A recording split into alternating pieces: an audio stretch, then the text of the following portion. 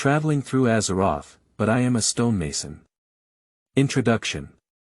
www.zhaoshuyuan.com Traveling Through the Troubled Azeroth, How Can One Turn Around One Tragedy After Another? Pamela from Dalongshire, Cindy Sparks from Celamore. Felix wanted to avoid these regrets, but the first thing he needed to save was himself. Because he was a stonemason from Stormwind. Felix doesn't want to be greedy by the Alliance https://www.zhaoshuyuan.com. Chapter 1. Unfortunate Crossing. You are listening at Novel Full.audio. Midsummer of the 16th year of the Dark Gate, Alvin Forest, Stormwind City. A magnificent and majestic city has risen from the ruins.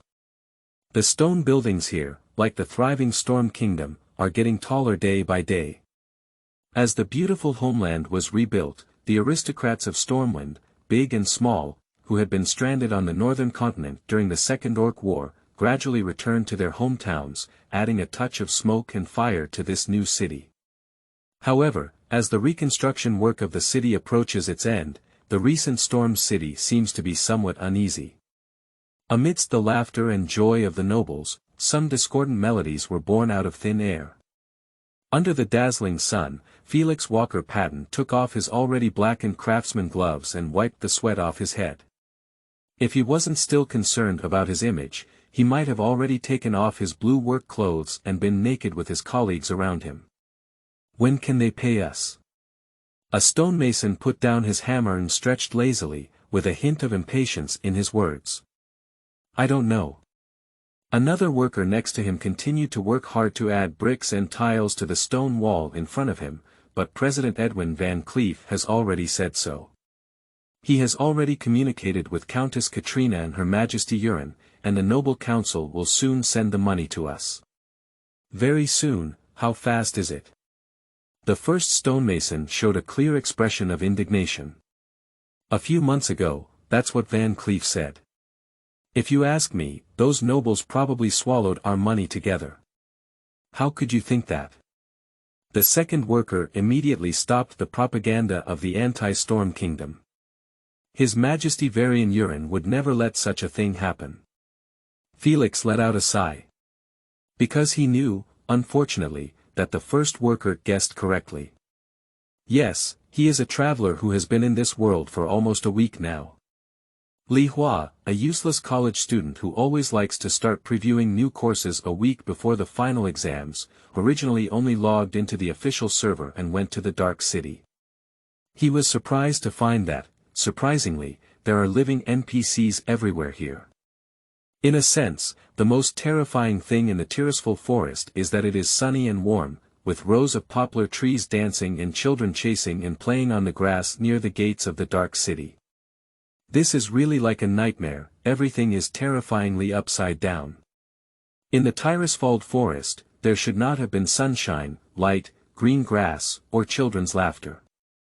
Tirisfal should be a place where there will never be sunlight, the sky will always be dull, and everywhere will be a destructive dark green. Trees and other plants will always wither, because this is a human hell cast by natural disasters and epidemics. Faced with this scene of sunshine and people living and working in peace and contentment, Li Hua felt greatly shocked. However, before he had a chance to lie down, he felt extreme pain without warning. Then, his eyes darkened, and he entered this familiar and unfamiliar world of Azeroth, becoming Felix Walker Patton. The original Felix was also a hard-working child who lost both parents in the Orc War and lived a life where one person was fed and the whole family was not hungry. Traveling to the Kingdom of Stormwind was supposed to be a very fortunate thing. After all, this was the capital of the Alliance, the city on the mountaintop, and undoubtedly the lighthouse of Azeroth. If Stan Som, who has traveled to the Dark Gate for 20 years, hears two men and a woman arguing fiercely at the city gate early in the morning, that is the true beginning of hell. The Stormwind Kingdom is a great place to travel, but damn it, who made Felix an unlucky stonemason? Felix knew that in a few months, all the members of the Stonemasons Guild who lacked united front value would be driven out of Stormwind by the aristocratic council and turned into bandits in the western wilderness. In the following years, they will gradually degenerate into bandits and gangs, and eventually fall into the hands of righteous alliance adventurers, becoming the meritorious metals of millions of lords. No, we must quickly escape from the Stonemason Union. The next day, Storm City Guangming Cathedral. I'm sorry, child. Although the Holy Light cares for everyone equally, you can't prove your piety towards the Holy Light, can you? So, I'm sorry, I'm afraid you'll have to go through more tests to be able to shoulder the responsibility of serving the Holy Light. Felix's elderly bishop in front of him showed a kind smile, his pale beard naturally hanging down to his chest. Coupled with his shimmering golden robe, he seemed to be immortal and independent. The exquisitely crafted priest staff and gorgeous silk robe, showcased by zhaoshuyuan.com, showcased the reverence of this pastor's status. However, in the Cathedral of Light, there are countless priests with higher status than him. The Holy Light loves the world. Felix immediately clasped his hands together, his eyes seemingly closed. The Holy Light guides my soul. He gives me strength, not only giving me the courage to face difficulties, but also giving me the strength to better help others. I hope to dedicate my body and mind to the Holy Light, and under his guidance, face my true self and become a better person. Your Highness, I hope you can give me a chance to serve the Holy Light. The bishop shook his head lightly, as if he was about to be moved by Felix's sincere and well-intentioned lies. But just when Felix thought he had the chance to win, the bishop spoke up. Sorry, child, but this doesn't prove that your faith in the Holy Light is beyond ordinary people, does it? If we accept you now, it would be unfair to others. Felix was splashed with a bucket of cold water, and he was about to argue, but at that moment, he heard a crackling sound. Looking in the direction of the sound, Felix noticed several children who had become apprentice pastors playing and frolicking here casually. These children exude a refreshing fragrance, which is clearly the effect of an unknown spice. On their thin silk robes, gemstones, pendants, and gold threads were woven together to create a magnificent pattern, highlighting their noble temperament. Of course, more importantly, rich. Felix conservatively estimated that even if the nobles of Stormwind could honestly pay their wages on time, and if he worked diligently here for a lifetime without eating or drinking, he would definitely not be able to afford such a robe. Chapter 2. First Meeting with Van Cleef. You are listening at novelfull.audio. Felix finally knew what was going on.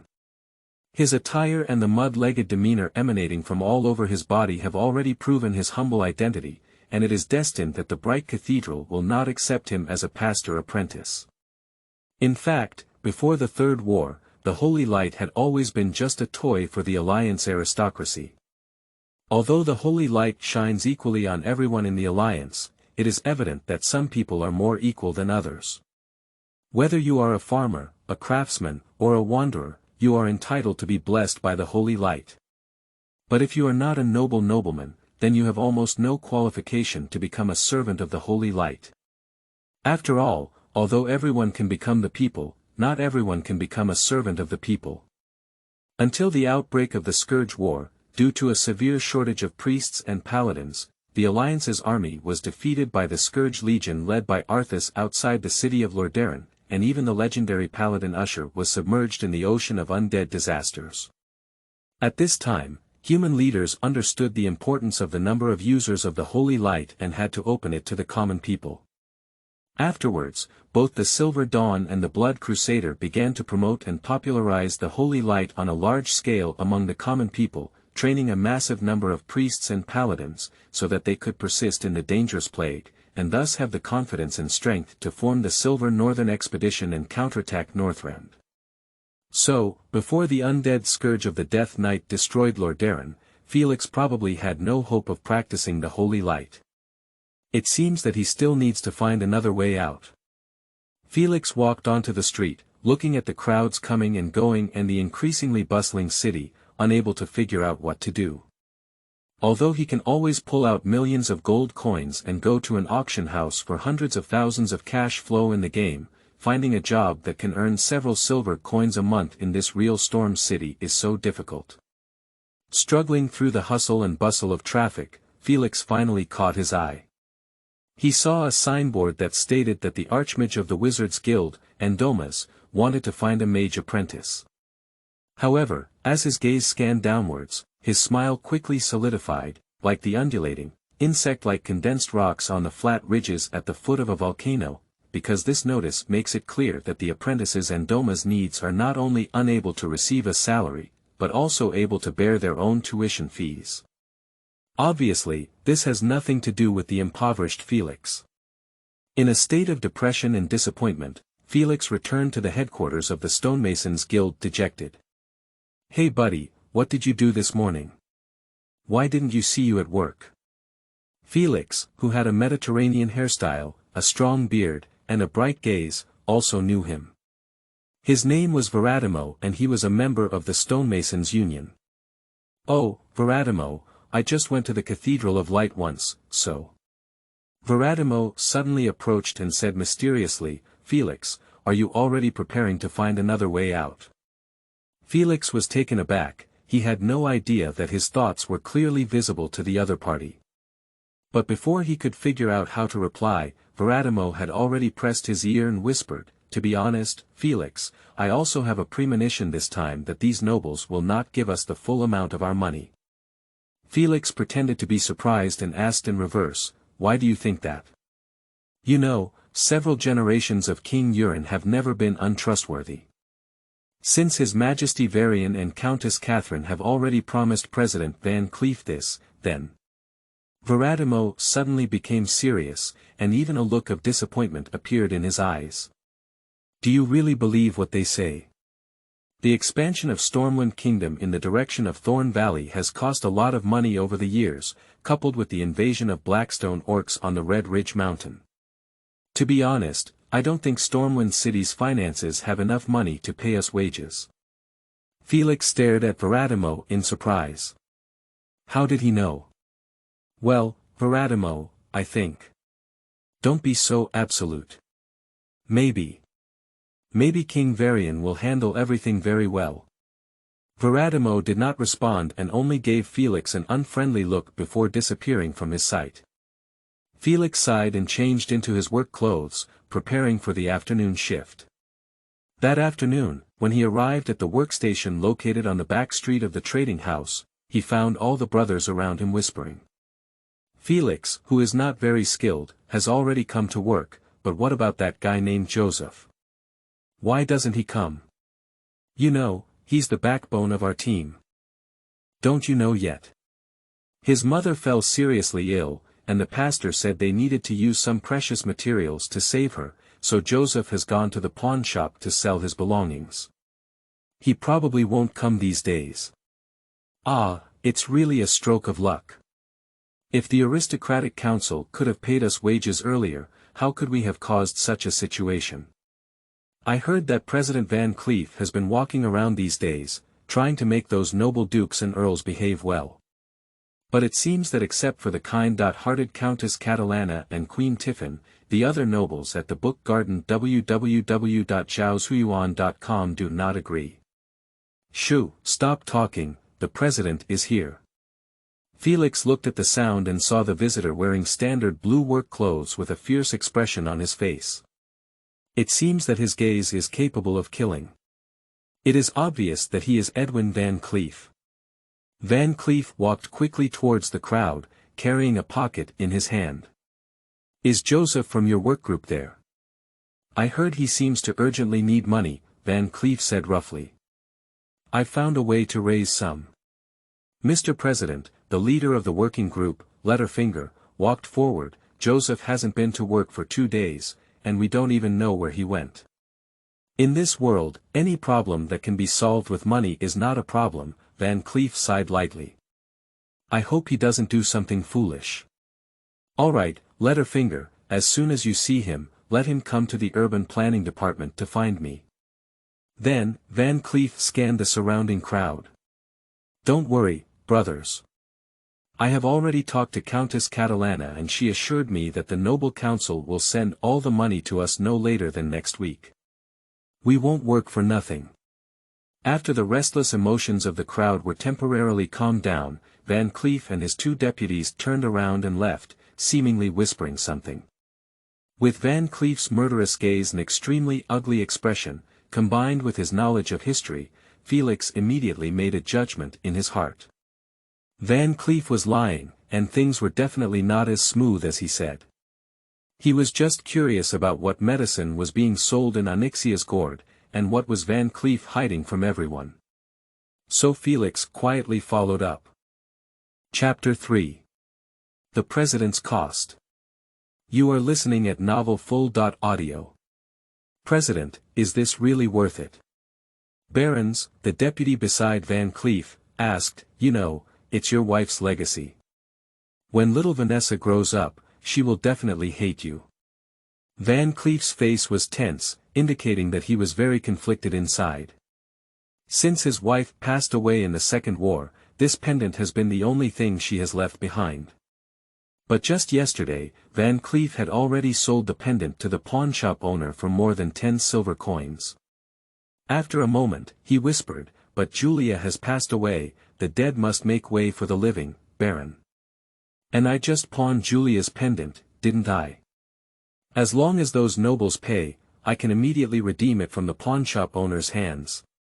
President, think about yesterday. Do you really think that the aristocratic council will allocate money to us?" Barons was a bit indignant. They said that the Blackstone orcs are attacking the Red Ridge Mountain again. Even the Countess Katrina, who has been helping us speak, suggested that King Varian lead an army to march in person.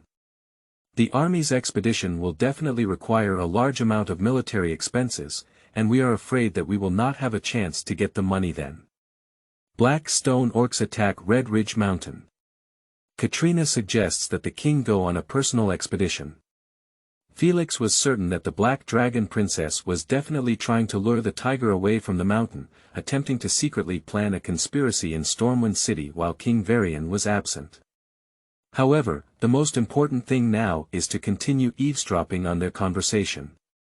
But anyway, saving lives is important. I can't just watch my brother's families die for lack of money. Van Cleef gritted his teeth. I still have a house in Shanjin Town, and then I can. President, are you crazy? Barons exclaimed, if we sell the house, where will Vanessa live in the future? Crazy. Damn him, I'm really crazy. Van Cleef finally erupted. Bagel's wife needs money to have a child, Joseph's mother needs money to treat her illness, Jack's family needs money to repay their debt, Blanco owes the farmer taxes money, Uncle Angus is disabled due to work-related injuries, and we also need money to support him. Money, money, money, without money, we can't do anything. Those damn nobles, I really want to kill them. Shoo, President. Barons quickly stop talking, let others hear us and we'll be in big trouble. Van Cleef took a few deep breaths and finally managed to calm himself a little. If I don't sell that house, what do you want me to do? Should I just watch Bakiel's wife die in childbirth, or should I just let Benny Blanco's sister be sold by their unproductive parents to that damn Blackwell farmer as collateral? Baron Alexton lowered his head, knowing that he couldn't convince the man in front of him. Van Cleef is very kind to his brothers, as he has always been. As long as we get through the difficulties in front of us, it's good. Van Cleef seemed to be talking to barons and muttering to himself, Katrina and Queen Tiffin will help us speak up. And Varian, we all know, he's not the kind of person who can afford to default on his debts, and the Urian family has never had a tradition of default. Who is eavesdropping there? Van Cleef suddenly became alert and clenched the cruel barb in his hand. His eagle-like sharp eyes shot towards Felix's hiding direction, which made him feel a little scared. Felix had no choice but to step forward. You are also a brother of the Union. No, you are a spy sent by the Noble Council. Van Cleef's eyes widened angrily. I am a high-ranking assassin, do you think you can hide there and avoid my attention? No, President, you misunderstood. Felix appeared very calm at this moment, with a somewhat fearless demeanor of not being afraid of boiling water. My name is Felix Walker Patton, and I am also a stonemason, not a spy. What are you doing here if you don't work hard? You should know that if we delay the project schedule, those greedy nobles will use it as an excuse to deduct our money. Felix had a helpless expression on his face. He also wanted to work hard, but he wasn't from the Department of Civil Engineering. The matter of plastering is really a professional mismatch. Moreover, it is absolutely impossible to say that everything is a conspiracy of Onyxia. After all, in the eyes of the stonemasons' union at this time, Katrina is a beautiful, kind-hearted, and respectable countess. If he doesn't have the information he possesses as a traveler, he may even consider Onyxia a good person. After thinking for a moment, Felix spoke up. President Van Cleef, please allow me to say. He changed the topic. Although the Kingdom of Stormwind is currently facing serious financial difficulties and the Parliament is unable to meet our needs through the Treasury, the private money of those nobles is not insignificant. We may borrow some from them temporarily for use. He straightened up and walked confidently towards Van Cleef. Mr. Barons, makes sense. You don't need to rush to sell your house now. There will definitely be other ways to find the book garden. www.zhaosuiyuan.com. So who should we talk to? Varian or Katrina? You know, although Miss Katrina is willing to help, she herself is just a destitute aristocrat from Alterac, and her family has long been in decline. I'm afraid she can't afford much money. Joseph, you're here. Following Van Cleef's words, Felix turned his head to one side and saw a young man, who was not tall and had a beard, moving towards them. He was haggard and standing on end. President, you're looking for me, he said weakly. Take these silver coins, Joseph. Van Cleef handed him the pocket in his hand and said in a deep voice, this money should be enough for your mother's treatment. As for the subsequent expenses, you don't have to worry, I will continue to find a way. Joseph's low and disappointed face was instantly swept away. He quickly bowed to Van Cleef and said, thank you, President. Thank you so much. Then, Joseph flew away as if, running towards the direction of the monastery, where his mother must still be waiting for treatment. Watching his back, Van Cleef finally showed a pleased smile on his face, and the air around him seemed to be filled with sunshine. Everything was getting better. But it was just a moment. After a moment, Van Cleef's mood fell again, and he was enveloped in extreme gloom. He promised Joseph very readily, but for the subsequent expenses, besides selling his own house, what reliable way could he come up with? All right, Felix, let's give it a try as you said. Now, Van Cleef can only be a dead horse and a living doctor.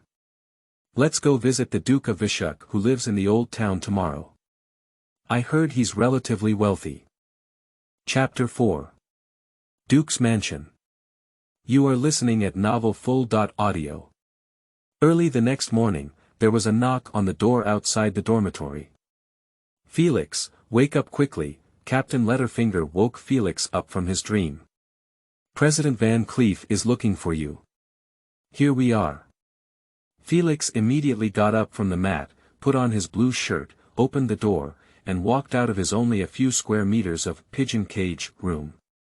Outside, Van Cleef is already waiting for him. Felix, come on, let's go visit the Duke of Vizak now. Felix was surprised for a moment. Why, when Van Cleef went to ask for money, he still had to bring him with him. But in Van Cleef's view, this is normal. It's the methods and suggestions you propose, so of course, you should also be one of the executors. This way, right? Felix asked helplessly. On the church square, groups of soldiers who had been tested in the war, dressed in poorly crafted armor, lined up through the bridge on the canal to reach the trade zone. Their military flag was waving, as if their military presence was flourishing, but Felix noticed that the soldiers were walking in a rather disorderly manner, completely lacking the neatness and uniformity that a strong army should possess. Moreover, their armor carried various scorched marks left by flames and indentations left by blunt blows. The shields of the soldiers are not uniformly marked with the Lion of Stormwind, but rather typical badges of all nations, including Lordaeron, Stormguard, Gilnis, Kurtlas, and any other kingdom.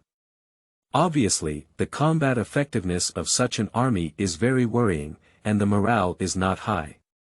However, this is also reasonable. After all, the strongest army in the Alliance at this time should be the Silver Hand Knights composed of Holy Light believers and the Lordaeron First Legion composed of ordinary soldiers. In the heavily traumatized city of Stormwind during the war, its army can only be like this. President, who are they? Oh, you may not know yet, replied Van Cleef casually. The Black Stone Orcs have recently attacked Stone Castle and Lakeside Town. King Varian himself is going to lead his army to repel them. If King Varian doesn't personally go on the expedition, who knows what kind of demoralized army these orcs will be like. Immediately, the Union president sighed again. Alas, in the Noble Council, even the king can only cast 2 votes. Even if Varian is considered a good person, he cannot decide anything. Felix suddenly felt a sense of unease in his heart. Varian has already set out with his army, which means that the internal forces of Stormwind are empty, and Onyxia is about to start her conspiracy. Actually, it's not just us who are affected by our salaries. I heard that the military's monthly salary payments have also been delayed now, Van Cleef said, clenching his fists again. But damn it, those nobles have a lot of money in their hands. Felix, you're right. If the treasury doesn't have money, we should ask them for it. Felix listened quietly all the way. Perhaps this can also explain why the army in Stormwind doesn't seem very strong. After all, troops with sufficient military pay and troops with insufficient military pay are 2 completely different concepts. Please come with me, Mr. Van Cleef. The butler of Duke Boris Vishuk spoke very politely, but his tone carried an indescribable sense of superiority. Felix and Van Cleef could both feel his cold attitude and strong disgust in his eyes. Van Cleef felt that he had been humiliated, but the situation was stronger than others. The current Union leader had to seek help from others, so Van Cleef could only endure this insult. From crossing to Stormwind, this was Felix's first time visiting the residence of a nobleman. After the end of the war, this mansion, rewarded by King Ryan, had been renovated, with the coat of arms representing the Vishuk family hanging high on the flawless white walls, and the floor tiles below were like a mirror. On top of the tiles, there was a luxurious carpet that Felix could tell at a glance, with a distinct Quildor style. It can be said that this is not an ordinary carpet, but a precious artwork. Of course, in such a noble duke's home, art is just for trampling on. Entering the reception hall, Felix noticed that the spacious hall was divided into several smaller sections by a screen engraved with the story of the Holy Light. These antique screens add some elegant atmosphere to this hall, like a real palace. All of the above highlights the noble temperament of Duke Boris and the rich heritage of the Vizak family. Such a wealthy, noble, and kind duke must not have caused trouble for the stonemasons' union, right? Mr. Van Cleef, you and your brothers can sit down here for now. Please don't cause any trouble for us, sit in other seats. The butler pointed to some slightly worn chairs that were out of place in this luxurious reception hall and said, the Duke of Vishuk is having an important meeting at the moment. Please wait a moment. I have other things to do. After speaking, he turned around and went upstairs to do his own thing. Then Felix and Van Cleef waited here for 2 hours. Zhaoshuyuan.com. At first, Van Cleef was quite patient, but as time passed and lunchtime approached, he became increasingly restless. He stood up from his chair and kept walking back and forth in the hall. Felix could see that his increasing anger was becoming increasingly apparent. Sir, he finally couldn't help but ask a servant who was cleaning, may I ask if the Duke of Vizak really has any important meeting? I think. Mr. Stonemason, please be more patient, the servant's mouth sarcastically closed one by one. I think the Duke of Vishuk will definitely take the time to meet you, and he should reward you with a few dollars then. Van Cleef's face worsened, but he still reluctantly sat back in his seat. But Felix doesn't follow the rules like he does. This waste material college student from another world stood up silently and climbed up the second floor along the stairs. Hey Felix, what are you doing? Van Cleef was a bit anxious and quickly caught up. It's impolite to wander around without permission. You'll anger the Duke like this. Felix did not respond to him, just continued to explore, and the servants he encountered ignored him. Until the end, he arrived at a magnificent gate. Behind this noble door, there came waves of incredibly elegant sounds. Drink this one, have another drink. You're talking nonsense. I'm not drunk. Don't leave. If you don't drink today, you're not allowed to leave. Van Cleef tiptoed behind Felix, noticeably hearing the waves of pleasure emanating from inside, and his face turned black. Chapter 5. Humble Union Leaders. You are listening at novelfull.audio. Let's go back, President, Felix whispered. He has given up any hope of getting the money. Due to the excessive noise behind the gate, his voice did not sound clear. What? Van Cleef was obviously surprised, suspecting that he had heard it wrong. I said, let's go back now and stop staying here. Felix's voice suddenly increased by an octave. How can that work? Van Cleef clearly hadn't given up yet. He took out a slightly blackened paper from his dirty pocket, listing dozens of names, including but not limited to Bakir, Joseph, Angus, Jack, and so on. Edwin scanned each name carefully and continued, I haven't even asked for money for these brothers yet.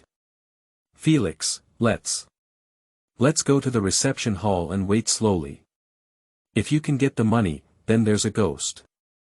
Felix gave Van Cleef an unfriendly glance and followed him back to his seat.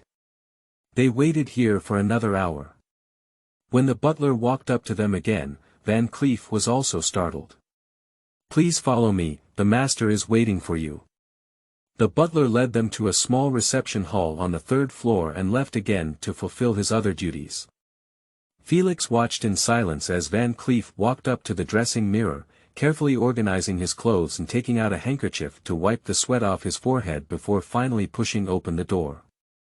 Felix didn't have such trouble, he just followed in and saw the Duke resting on a sofa with a completely different decoration style at a glance. Vishuk sat on the velvet sofa, his face flushed and still panting slightly. Felix only had a slight impression of him, remembering that this person was related to alcohol, as if he were a person who indulged in drinking. The background of the room is as beautiful as a scroll. In contrast, Duke Vishuk himself appears redundant, as he is the one who disrupts the scenery. In front of Duke Vishuk, there stood a human dressed in formal attire, robust and exuding a fierce aura. His cold eyes were like steel knives, making him not a good speaker at first glance. Felix only stood behind Van Cleef, as a small figure, he clearly had no right to speak and could only stand behind to listen.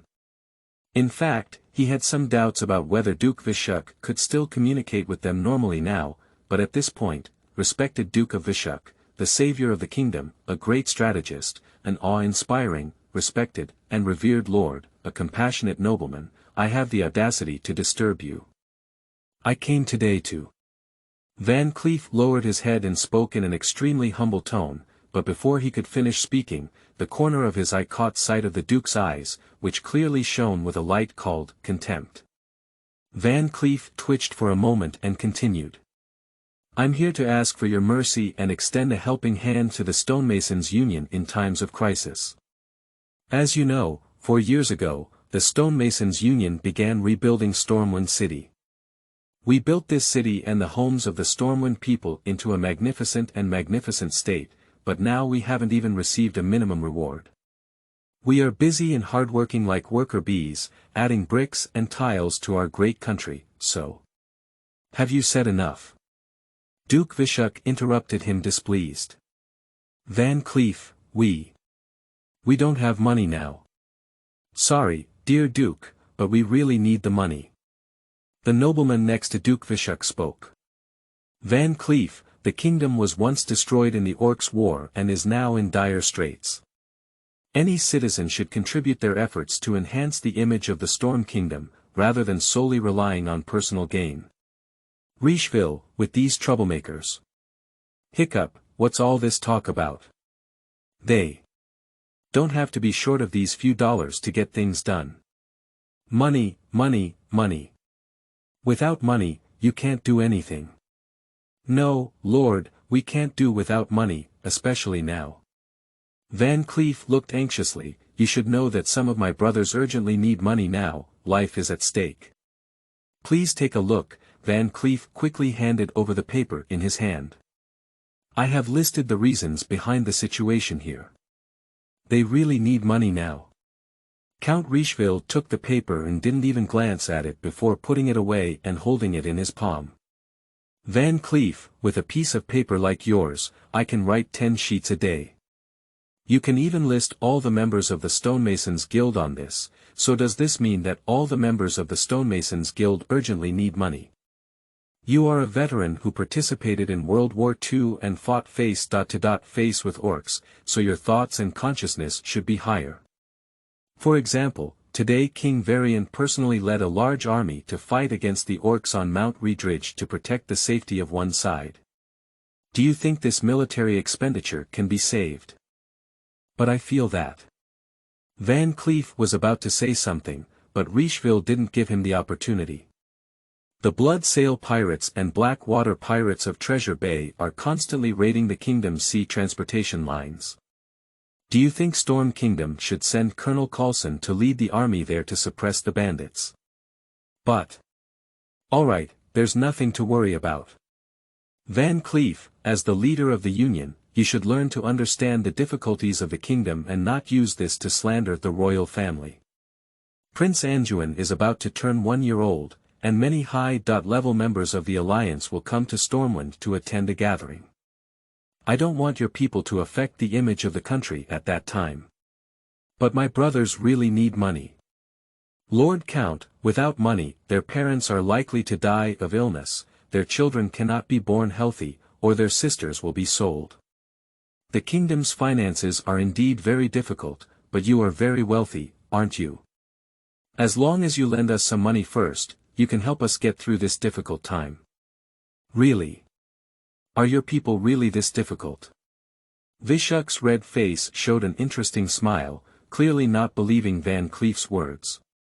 Van Cleef, everyone in the kingdom of Stormwind lives in peace.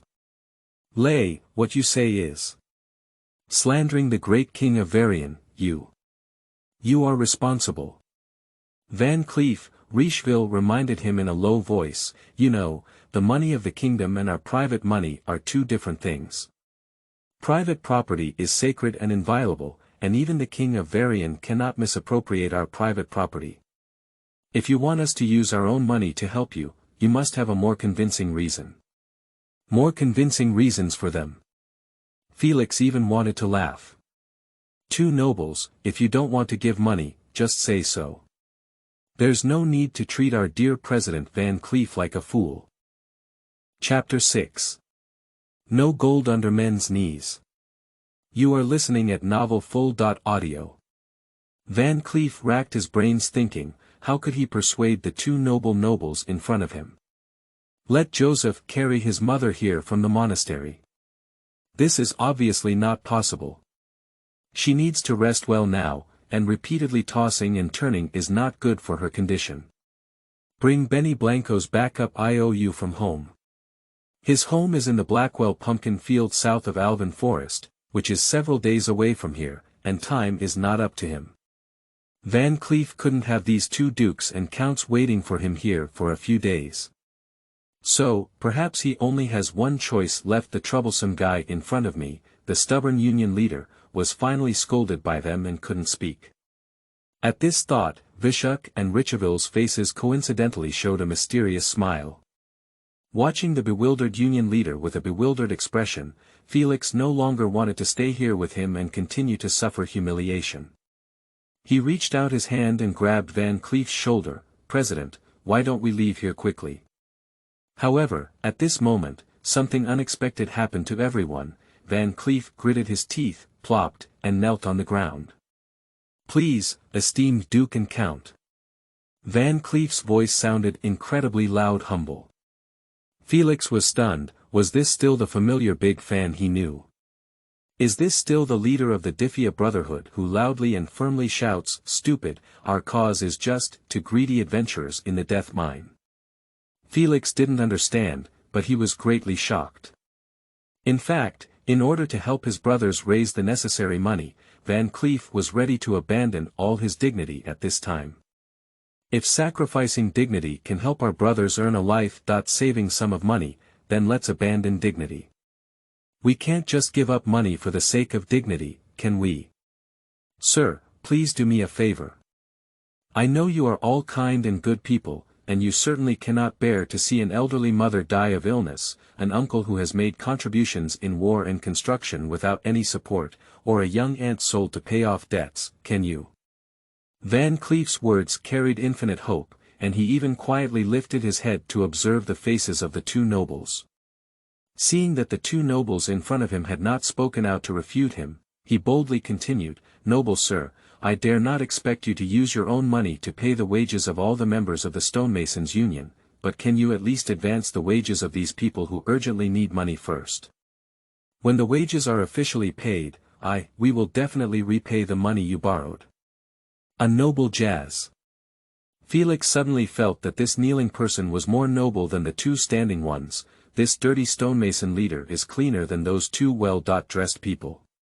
Do you mean the names listed on this piece of paper for those who urgently need money?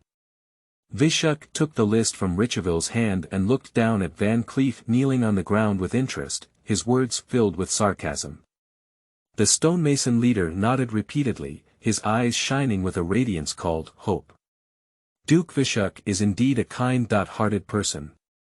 So, in Van Cleef's incredulous gaze, he decisively tore the paper into pieces.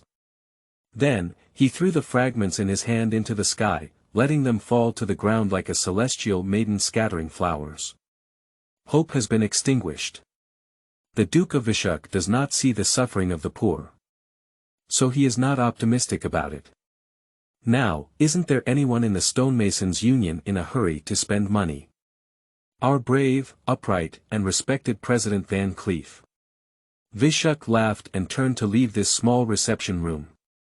Felix was unsure whether Duke Vishuk had done such a thing in a completely sober state, or simply speaking the truth after drinking. Not only that, but a more piercing sound came from outside the door, "Come and see off the guests. Also, go and clean up all the dust on the floor for me, and then sweep out all the garbage. Remember, it's important to keep the room tidy, I don't want it to be dirty here." Felix is unsure what the Duke of Vizak's term, garbage, actually refers to. Is garbage paper scraps on the ground, is it him and Van Cleef, or are these two nobles themselves? Alright, President, let's go quickly. There must be other ways. He quickly reached out his hand and pulled Van Cleef, who had not yet regained consciousness, up from the ground, guiding him step by step to leave the Duke of Vizak's mansion. You're right, Felix.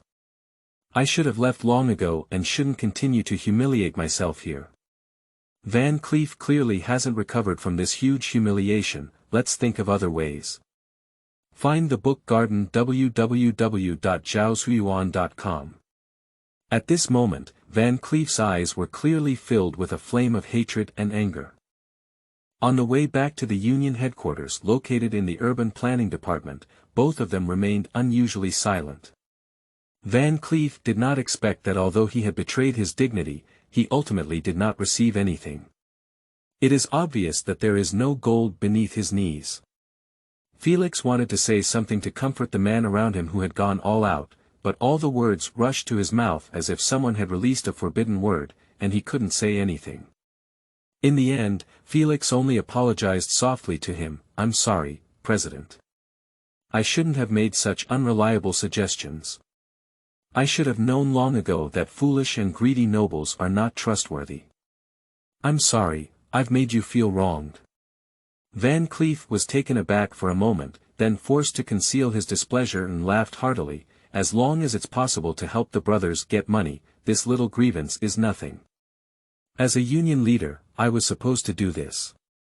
Let's go, Felix. By this time, the city planning hall and the cafeteria at the station should have closed, but we can't go hungry either. Let's just go find a nearby restaurant and have a meal. Upon hearing this, Felix was stunned for a moment and didn't know how to answer. But Van Cleef misunderstood. He reached out and patted Felix on the back, saying, "Don't worry, Felix, you don't need to pay for this meal. I'll take care of it." "No, President," Felix became a little anxious. "I didn't mean that, I just..."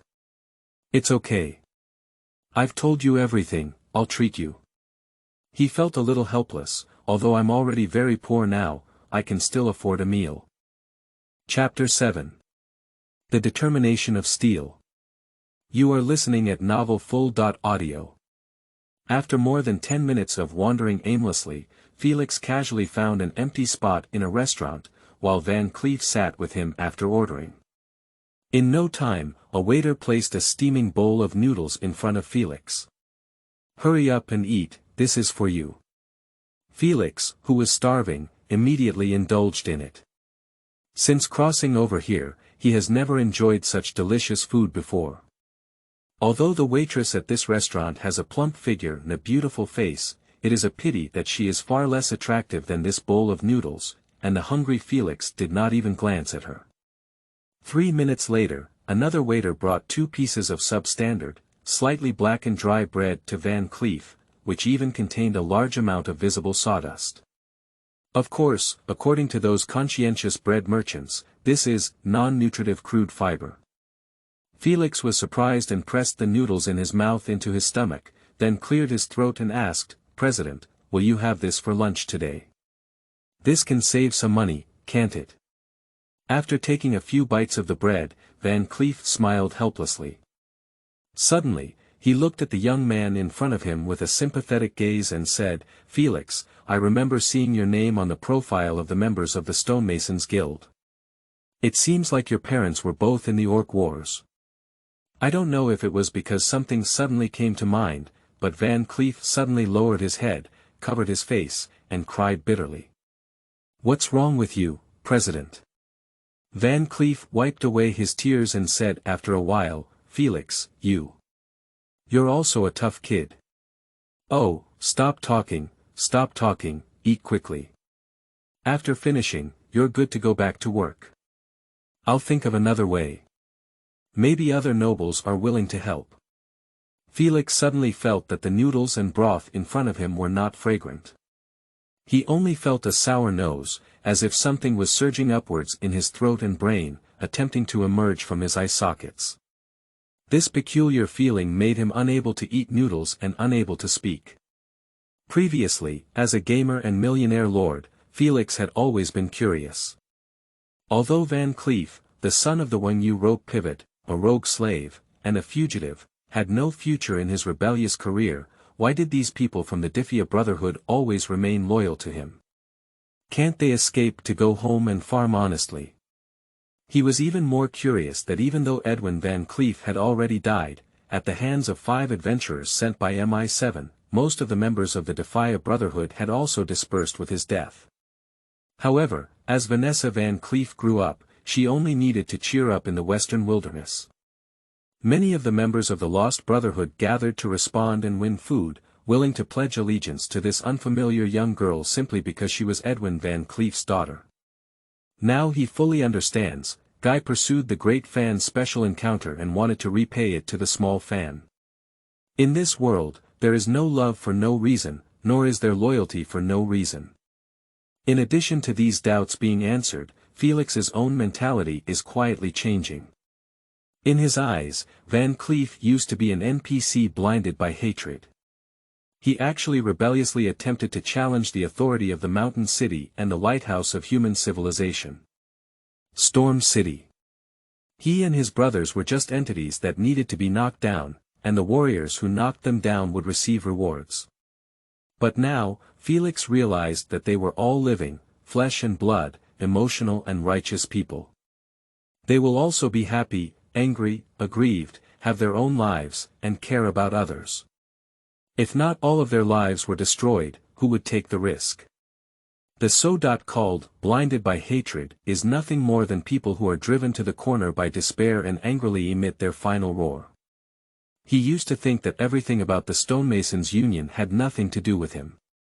No matter what Van Cleef and others ultimately become, it's none of his own business. All he thinks about is how to quickly escape from this troublemaker and find another way out. Wherever he goes, it's best to escape from Ironforge or Brawless. Anyway, don't get caught up in this vortex, but now, in the endless distance, countless people are all related to him. He must never let Van Cleef and others become bandits that everyone shouts and fights against again. Even if everything is irreparable, even if it is really the last step, even if it must confront Stormwind City, he still wants the Brotherhood to be a group of upright rebels, a group of bandits with their own agenda and goals, an armed group with clear political tasks, rather than aimless bandits and bandits who only roam the countryside. Firstly, he needs to use his concerns of hindering international visibility to help the Brotherhood negotiate salaries. After all, Anduin Urin's 1-year birthday celebration will be next month, and many high-level members of the Alliance will come here to gather. Felix knew that the Union at zhaoshuyuan.com could make some moves at this time to damage the image of the Urian royal family. If Varian and Bolvar do not want the Kingdom of Stormwind to become the laughing-stock of the Alliance, then it would be best for them to do everything possible to successfully solve this problem. Secondly, if they have to take risks in the end, he will use his knowledge and skills to help them rebel seriously. He doesn't understand engineering drawing, geometric drawing, and construction site plastering. He is very amateur in stealth and assassination, but in terms of rebellion, he is much more professional than Van Cleef. After all, combined with the later historical trends, Van Cleef and others forced the ordinary farmers of the western wilderness, the natural allies of Diffia, into opposition to the Brotherhood. Instead, they made these farmers regard their class enemies. Farmers as their protectors, which shows the amateur nature of the Diffia Brotherhood's rebellion. Felix lived in a world that had gone through thousands of years of rebellion. From the era of slavery, the establishment of feudal states, to absolute monarchy, and then to the weak link in the imperialist chain. In every era and social background, there were heroes who rose and rose. Whether facing enemies such as slave owners, lords, landlords, or emperors, Felix has a wealth of glorious deeds of rebels to refer to and learn from, which is his greatest advantage. This year's salary negotiation was between Van Cleef and the Duke of Vishuk, and in the end, Van Cleef received nothing. Felix saw Van Cleef sitting on the ground dejectedly, crying uncontrollably, a scene that he would never forget. At this moment, Felix was thinking that if he had the privilege of becoming the leader of the Brotherhood, he must win everything. So, in the midsummer of 16 years at the Dark Gate, accompanied by a steel-like determination, Azeroth's history took a turning point. Chapter 8. The Proposal of Veradimo. You are listening at novelfull.audio. A few days later, the construction site on the back street of the trading house. In fact, the project here has long been nearing its end, but the Stormwind City Noble Council has been reluctant to send people to inspect it. They are only trying every means possible to delay the inspection process, and the personnel sent are only trying their best to find faults and force the Stonemason Union to build this sub-project even more perfectly. At this moment, Felix noticed a familiar figure. After a few days without seeing him, some of his beard had turned gray on his face, and his eye sockets had also sunk in. His lower eyelids were so dark that they turned black, and his temperament became even more decadent. However, from the perspective of appearance, Joseph's melancholic appearance is more in line with the aesthetic of war damage aesthetics. Joseph, what's wrong with you? President Van Cleef has already raised some money for you, hasn't he? Ellen Dudmore walked over curiously, who was also a member of the working group. Yeah, Joseph, you're our backbone here, but you didn't come yesterday, Captain Letterfinger interjected. If you offend those noble grandfathers and make them find an excuse to postpone the acceptance, then stop talking. Joseph suddenly burst out, fiercely tapping the table with a wrench. For a moment, everyone stopped their work, and the construction site located on the rooftop suddenly became audible. Although Joseph is not tall, no one here doubts that if he were to be held back at this moment, he would really dare to strike someone. Joseph, Felix took a deep breath and walked slowly towards him. Can you tell us what happened? Maybe everyone can help you. You can't help. Joseph shouted, and then his voice became low again. It's impossible, it's all over. I can't get so much money in my life. Joseph, be clear-headed. Felix wrapped his arms around Joseph's shoulders and leaned down in his ear, whispering, listen to me. There are dozens of brothers here, and we will all be your support. As long as you speak clearly, everyone can come up with a solution for you. There's nothing I can do. I'm 80 gold coins short, but even if they pay me all their wages, it's not even a penny. Joseph's voice grew louder and louder. The pastor told me that if I want to treat my mother's illness, it will cost 100 gold coins. I have sold all my assets, and with the president's support, I only have 20. Suddenly, a pair of strong hands rested on Joseph's head. The thief Van Cleef, who had finished his stealth, appeared from the shadows and said, Don't worry, Joseph. The Stonemasons Guild won't abandon any of their brothers. Even if some dukes and counts don't want to help, there are always kind-hearted people in Stormwind, right? His words appeared extremely earnest. Joseph, listen to me, never give up hope at any time, okay? At any time, the appearance of Van Cleef always brings comfort to these restless stonemasons. Joseph nodded silently in tears. Van Cleef has not given up yet. Although the wealthy Duke of Vishuk refused and humiliated him, perhaps the powerful Duke of Bol Fortigen was willing to offer help. You should know that Bolvar is a noble paladin. We can also seek help from the Grand Duke of Bolvar. Van Cleef gritted his teeth. Although Vishuk and those guys are a bunch of jerks, Bolvar is a good person. It's useless, grumbled the Mediterranean Veradimo, who had a strong beard and sparse hair. You know, even though Bolvar is a paladin, his nobility can only represent himself, and he can't influence anyone else. He can't, and he doesn't want to persuade the noble council to give us money. But no matter what, we have to give it a try. Van Cleef said, not long ago, the kind-hearted Ms. Katrina sponsored me with a sum of money, and I handed it to Bakir. Yesterday Bakir's child was born smoothly. Although Vishuk, Richeville, and others are greedy, despicable, and cunning dragons, at least Katrina Presto is a respected countess. This shows that there are still good people among the nobility, isn't there? However, when the public harbored illusions about Bolvar's help, Veradimo sarcastically said, what kind of person do you think Bolvar is? Do you think Bolvar will stand on our side and speak for us? No, he only has a slight sympathy for us at most. It is absolutely impossible for him to actually come up with money to support us. After a moment of hesitation, Veradimo continued, in my opinion, it's better for us to get it ourselves instead of asking them for it. Take it, how do you take it? Whoever has money takes what? Veradimo spat disdainfully, the royal bank in the dwarf district, the accounting office in the trade district, and the mansions of the wealthy dukes and earls. There are many thieves among us, especially the president. You can walk horizontally in most parts of Stormwind City. Find the book garden www.zhaoshuyuan.com. Isn't it easy for us to borrow some money from them to spend money casually? To be honest, Felix believes that Veradimo's proposal is very valuable and completely punishable. Veradimo, how dare you think so? Van Cleef sounded a bit surprised. If we do this, once the matter is exposed, we will all be finished. At that time, not only will the noble council eliminate us, but even Ms. Katrina will no longer sympathize with us. However, Felix fully agrees with Veradimo's view. President Van Cleef, you are too weak. He gave his evaluation without mercy. Yes, I admit that King Varian is a good person, the Grand Duke of Burvall is a good person, and Ms. Katrina is also a good person. So why haven't we received the money yet?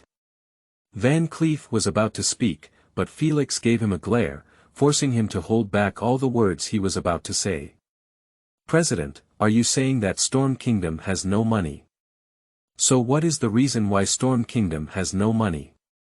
Felix stared at him and said, you saw that day, Duke Vishuk said he had no money, but in reality he didn't seem to be the one with no money. He said he was holding a meeting, and what happened? They sat on the velvet-covered sofa, gesturing, holding up luxurious tall glasses and eating delicacies, while proudly and playfully telling us that they had no money. That's their personal money, not the money of the kingdom, completely different in nature. Baron Alex Tun, who had been standing silently behind Van Cleef, interjected. Felix, Veradimo, I understand how you want to help the Joseph brothers, but this proposal is still too unreliable. Chapter 9. Katrina's Plan. You are listening at novelfull.audio. Felix stared at the person he had been ignoring. Baron Alex Tun, and suddenly broke out in a cold sweat. In his memory, this person had a disagreement with Van Cleef and was unwilling to embark on the path of armed confrontation with the nobility. Therefore, he accepted the offer and stayed in Stormwind as the chief designer. He also had a heart-wrenching relationship with a lieutenant named Thorn in Gilneas. But the most urgent issue now is that Felix doesn't know when he accepted the offer of the Noble Council. What if he has already hooked up with MI7, who is loyal to Stormwind City, now? So, many heartfelt words cannot be said in front of him. Considering that this person is Van Cleef's biological disciple and the Union leaders have great trust in him, Van Cleef must also try to keep it a secret. Who knows if his mouth is strict? So who else is trustworthy? Glancing around the crowd, Felix turned his gaze to Veradimo. This guy has been honestly living in a pigeon-caged dormitory these days. 2 points and 1 line on the construction site, mostly under his own nose, so the possibility of MI7 spies can be basically ruled out. In addition, he had no favorable impression of the aristocratic council from the beginning, and even a few days ago, when Felix pretended to have a favorable impression of some nobles, he was harshly mocked by Veradimo. It can be said that unlike honest people like Van Cleef, who were originally good citizens and were forced to rise to power, Veradimo naturally despises authority. He is a natural maniac, an eternal villain. Some words can only be said after Van Cleef and Baron's leave.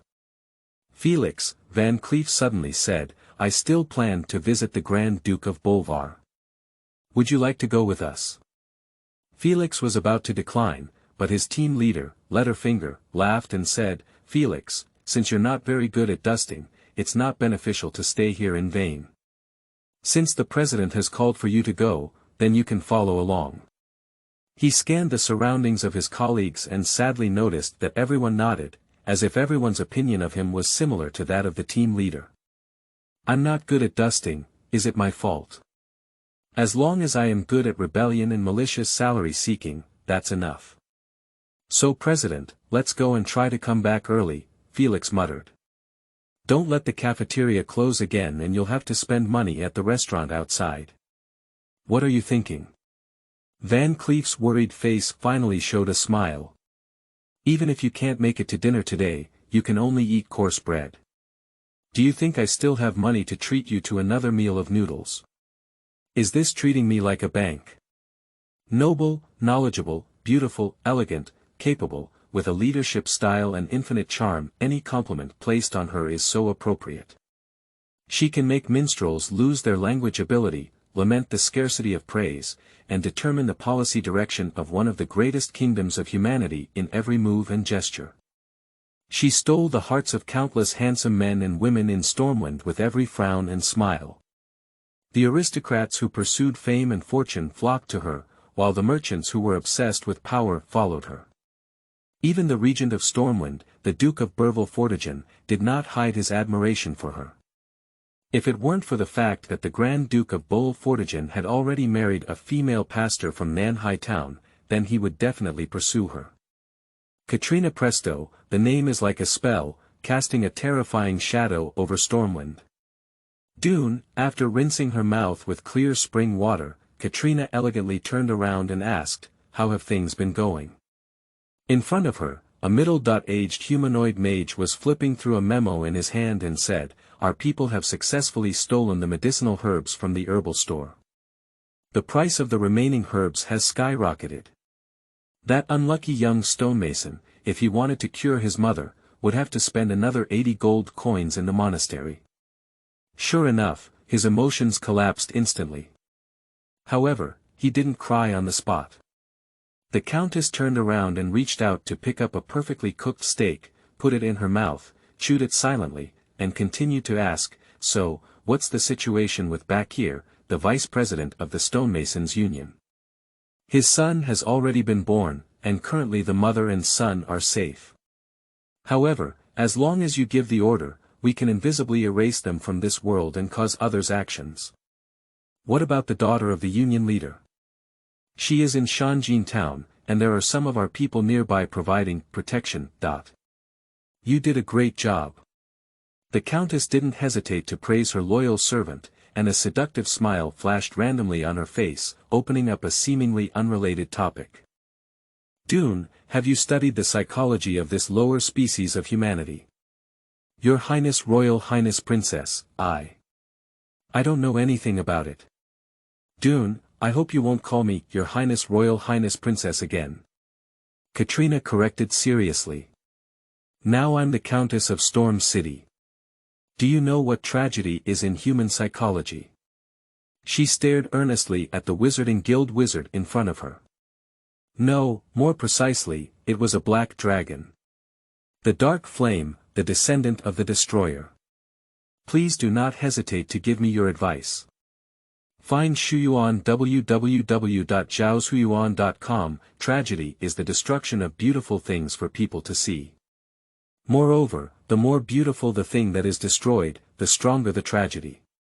Katrina sighed boredly. That's why we need to help the people of the Stonemasons Union now. We must first give them hope, making them think that everything can be as good as they wish. And then, at the most critical moment, let the foolish nobles of Stormwind personally extinguish all this hope. This extreme grief and anger will ignite extreme hatred. I have no doubt that the anger of the stonemasons will burn everything here to ashes. So, Katrina stood up elegantly, wait a few more days. After the wood is finished and they no longer need money, I will personally reward Van Cleef with hundreds of gold coins, and then let him take them to give to his brothers. I really want to know. The Countess's beautiful and seductive eyes flashed with a hint of kindness. Those stonemasons who finally got the money, but found that their sister had been sold, their mother was terminally ill and incurable, their uncle had committed suicide, and their wife and children had died, what kind of expression would they show? Their despair will definitely be delicious, and I can't wait to taste it. By the way, how is it on the other side of Chiji Mountain?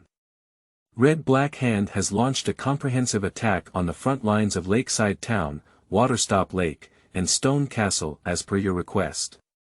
However, their attacks can also be stopped at any time, allowing Varian to lead his army back to Stormwind City. Very good. Katrina's face showed a cold smile. Chapter 10. Burvall, why is there no salary paid this month? You are listening at novelfull.audio.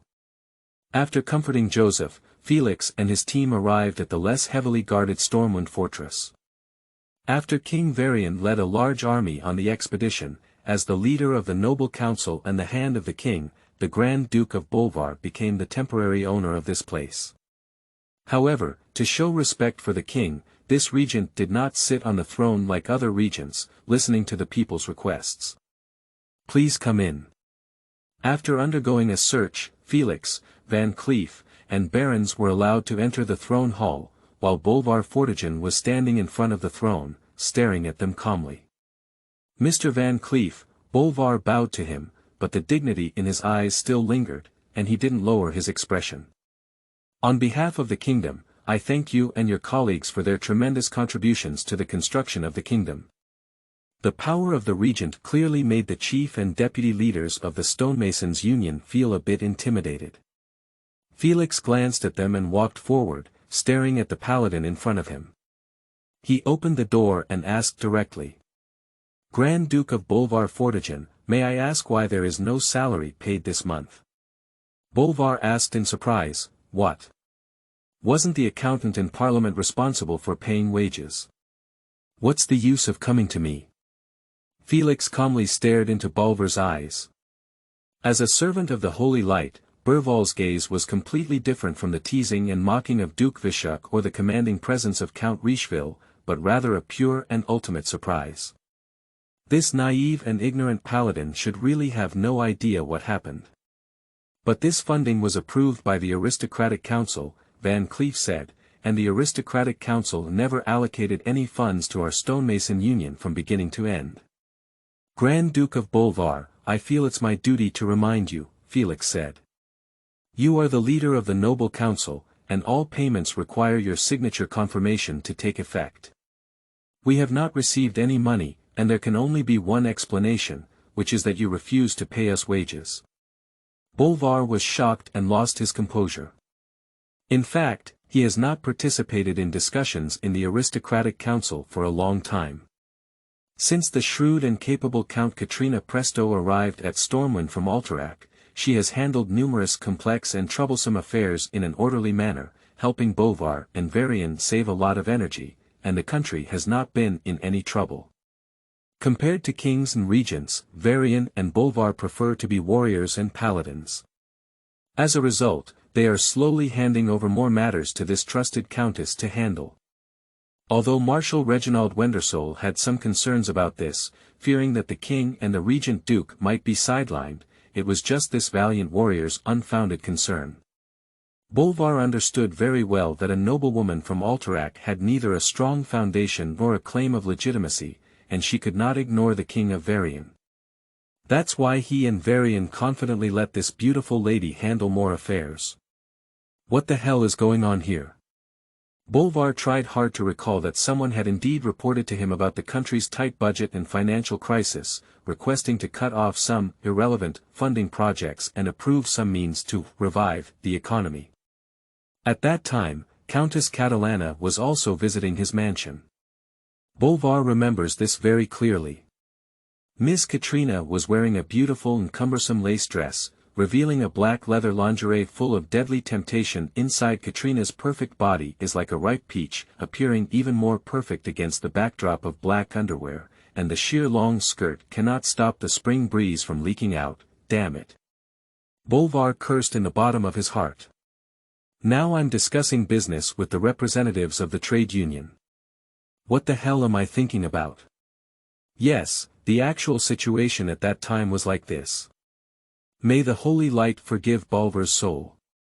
Ms. Katrina put a spiritual charm on Bolvar, and then her every frown and smile captivated Bolvar, causing him to lose consciousness, be restless, and be ecstatic.